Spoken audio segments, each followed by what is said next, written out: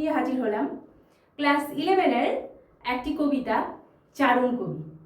চলো এই কবিতাটি আমরা প্রথম থেকে শেষ অবধি লাইন বাই লাইন পড়ে নেব, আর কবিতার মূল গ্রন্থ অর্থাৎ উৎস, প্রেক্ষাপট এগুলো সম্পর্কে একটু জেনে নেব। চলো কথা না বাড়িয়ে তাহলে স্টার্ট করি আজকের কবিতা।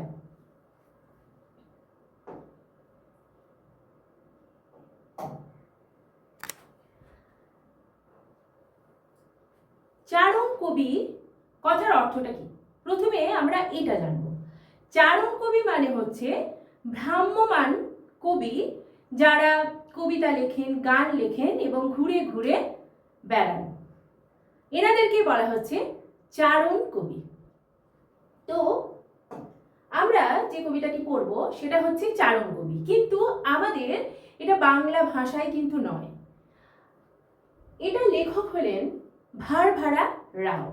তিনি ছিলেন সাউথ ইন্ডিয়ান, দক্ষিণের কবি। তো তার এই কবিতাটি অনুবাদ করেন কে? শঙ্খ ঘোষ। কবির পরিচয় আমরা দেখে নেব। পেন্ডালা ভারভারা রাও। তার পুরো নাম কি ছিলেন কবির? পেন্ডালা ভারভারা রাও। 3রা নভেম্বর 1940 সালে জন্মগ্রহণ করেন। তিনি একাধারে তেলুগু সাহিত্যের অধ্যাপক, সমাজকর্মী এবং 1966 সালে প্রতিষ্ঠিত তার একটি সাহিত্যের প্রতিষ্ঠাতা হন। আর আমরা যে কবিতাটি পড়ব তার মূল উৎস আমরা জেনে নেব। কবিতাটির মূল তেলুগু নাম হচ্ছে কবি, যেটা বাংলা ভাষায় চারণ কবি নাম দেওয়া হয়েছে। আর মূল কাব্যগ্রন্থ হচ্ছে কি? মূল কাব্যগ্রন্থটির নাম ভবিষ্যত্তু চিত্রপট্টম। ঠিক আছে, এর অন্তর্গত আমাদের শিরোনাম কবি। তাই মূল গ্রন্থটির নাম ভবিষ্যত্তু চিত্রপট্টম, আর তার অন্তর্গত কবি যে কবিতাটি সেটা মূল কবি হচ্ছে কবি।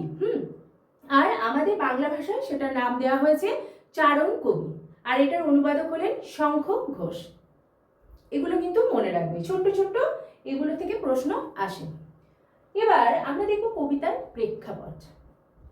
সেই সময়ে একজন কবি ছিলেন বেঞ্জামিন মোলায়েস বলে। তাকে শাস্তি দেওয়া হয়, ফাঁসির সাজা দেওয়া হয়। কেন? তিনি ছিলেন শ্বেতাঙ্গরা যে অত্যাচার করতো সে সময়, তার বিরুদ্ধে কিন্তু তিনি প্রতিবাদ জানাতেন। তিনি কবি ছিলেন এবং শ্বেতাঙ্গদের বিরুদ্ধে তিনি নিজেও একজন কৃষ্ণাঙ্গ ছিলেন, কিন্তু কবিতার মাধ্যমে তিনি কিন্তু কি করতেন? প্রতিবাদ করতেন।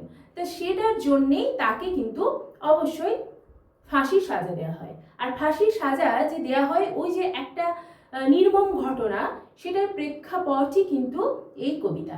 অর্থাৎ ভারভারা রাও এটাকে তিনি সহ্য করতে পারেননি, তার বিরুদ্ধে তিনি এই কবিতাটা লিখেছেন, যার নাম চারণ কবি। আমাদের 11-এর পাঠ্য এই কবিতাটি।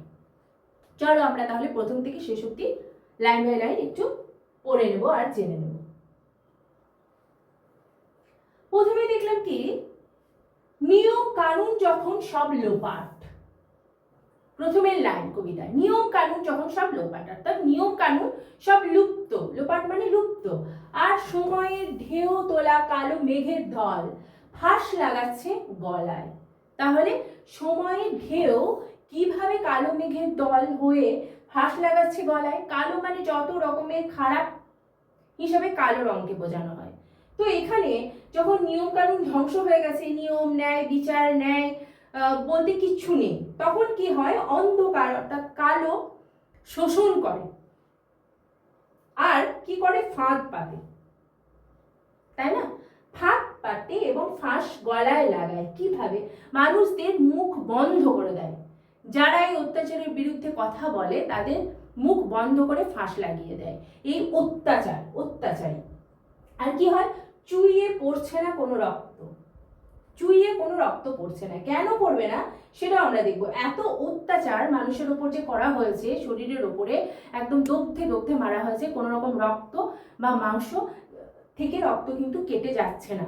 অত্যাচারটা এমন ভাবে করা হয়েছে, এমন নির্মম অত্যাচার, যার ফলে কি হচ্ছে? ওর কোনো রক্ত চুয়ে পড়ছে না, রক্তহীন প্রতিরোধ বলা হচ্ছে এটাকে। হ্যাঁ, ধ্বংসের একদম শেষ পর্যায়ে পৌঁছে গেছে।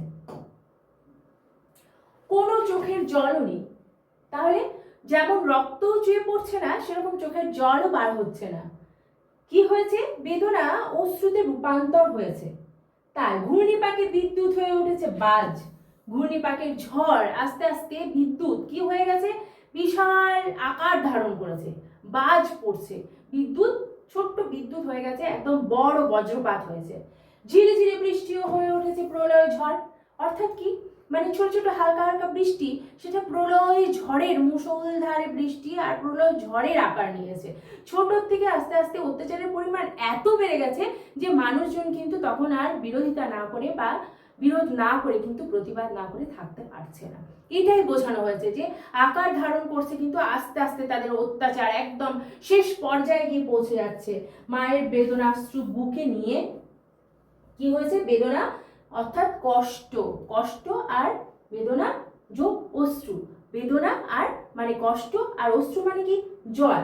বেদনার কারণে কি হয়েছে, নির্গত হয়েছে, বেরিয়ে এসছে চোখের জল। এতটাই কষ্ট দিয়েছে যে চোখের জল কিন্তু বেরিয়ে চলে এসেছে। জেলের গড়ার থেকে বেরিয়ে আসছে কবির কোনো লিপিকার স্বর। তাহলে কি হয়েছে, জেল থেকে, জেলে যখন মানুষকে কারাগার অর্থাৎ শিকল দিয়ে বন্দি করা হয়, তখন কবির সৃষ্টিকে আটকে রাখতে কিন্তু পারে না। যতই বন্দি করা হোক, যাই করা হোক গড়ার দিয়ে, তার লেখা ও বার্তা স্বর জেলের দেয়াল ভেদ করে বেরিয়ে চলে আসছে, বাইরে আসে। কবির কণ্ঠের সুর চারপাশে রুদ্ধশ্বাসের মতো ছড়িয়ে পড়ে। যখন কি হয়, কাঁপন লাগে জিভে, বাতাসের মুক্ত করে দেয় সুর। কি হয়েছে, জেলের গড়ার থেকে বেরিয়ে আসছে কবির কোনো লিপিকার সুর।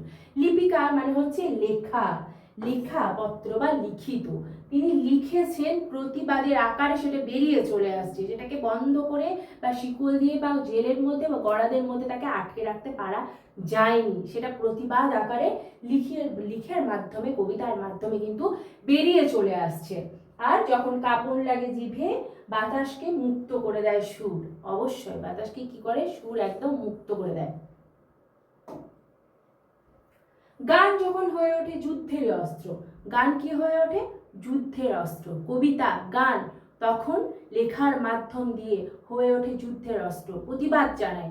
এভাবে অস্ত্র শস্ত্র নিয়ে, তলোয়ার নিয়ে বা বন্দুক নিয়ে যুদ্ধ না করলেও কিন্তু লেখার মাধ্যমে যে যুদ্ধ করা যায়, এটাই তার প্রমাণ। তাহলে কবিকে তখন ভয় পায় ওরা। কবির লেখা যখন অস্ত্র হিসাবে ওঠে, তখন কিন্তু তখনকার সমাজে যারা এই শাসক শ্রেণী, তখন কিন্তু কি হয়, ভয় পায়, কবির লেখাকে ভয় পায়, কয়েদ করে তাকে, আর গর্দানে আরো শক্ত করে জড়িয়ে দেয় ফাঁস। তাহলে এই যে তখন ভয় পায় এবং তাদের যে সবকিছু বেরিয়ে চলে আসছে, তারা ভয়ে ভয়ে থাকে, তখন সাথে সাথেই তা কি করে, আটক করে রাখে, কয়েদ করে মানে বন্দি করে, আর কি করে, গর্দানে আরো শক্ত করে জড়িয়ে দেয় ফাঁস দিয়ে তাকে শেষ করে দেয়, তাকে নষ্ট করে দেয়, তার মুখ বন্ধ করে দেয়, কোনোভাবে তাকে প্রতিবাদের কিন্তু বেরিয়ে আসতে দেয় না, তার প্রতিবাদের সুর। তারা যেভাবে পারে সেটাকে দমন করার চেষ্টা করে।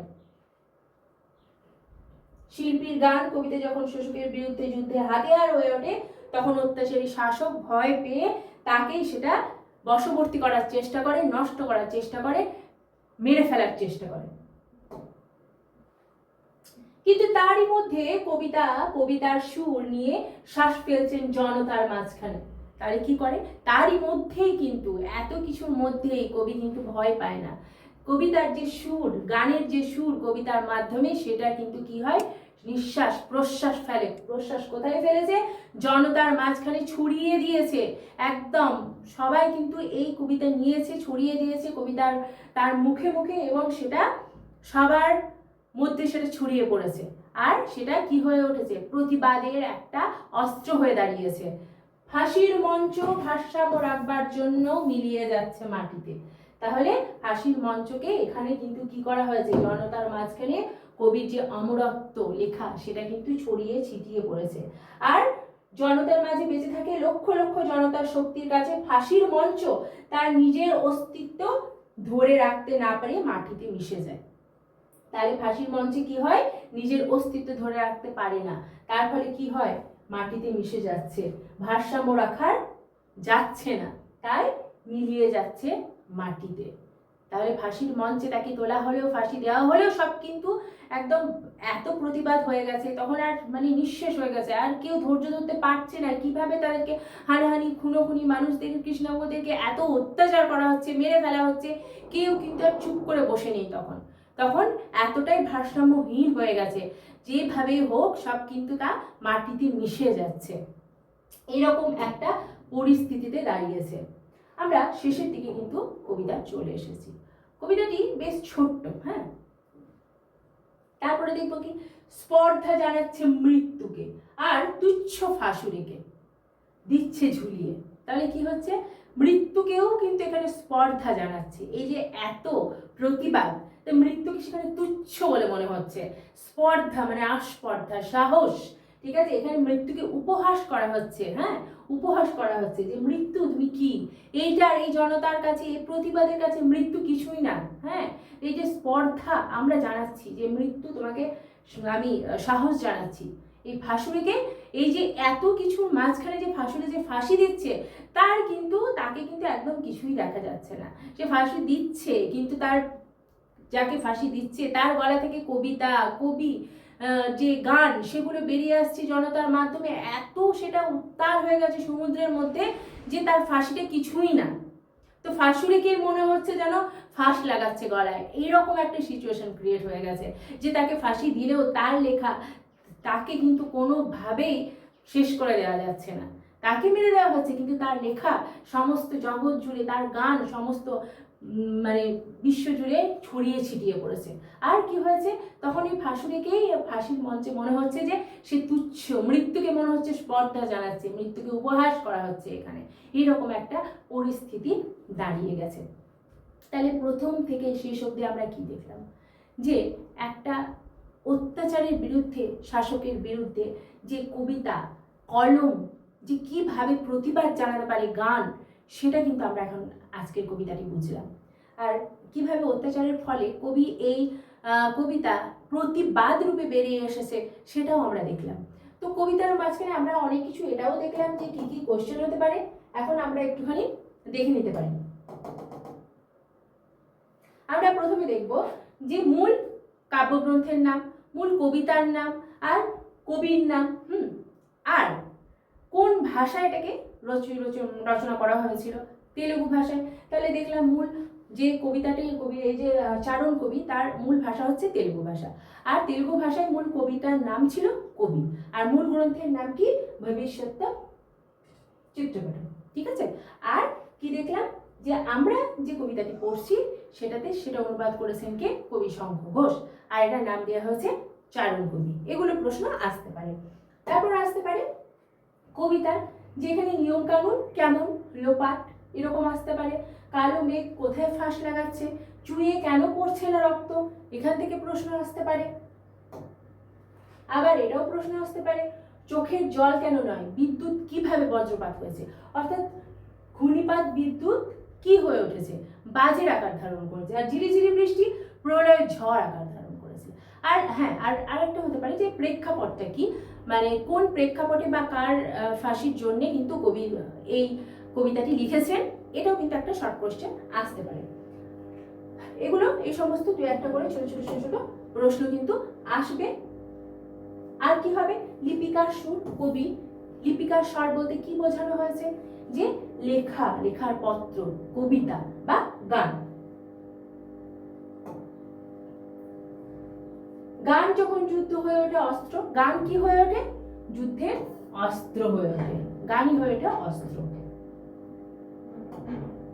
তো এইভাবে এগুলো প্রশ্ন কিন্তু আসতে পারে। আমরা দেখলাম ফাঁসুরিকে কেন জানাচ্ছে, স্পর্ধা কোথায় জানাচ্ছে, এগুলো আমরা দেখলাম।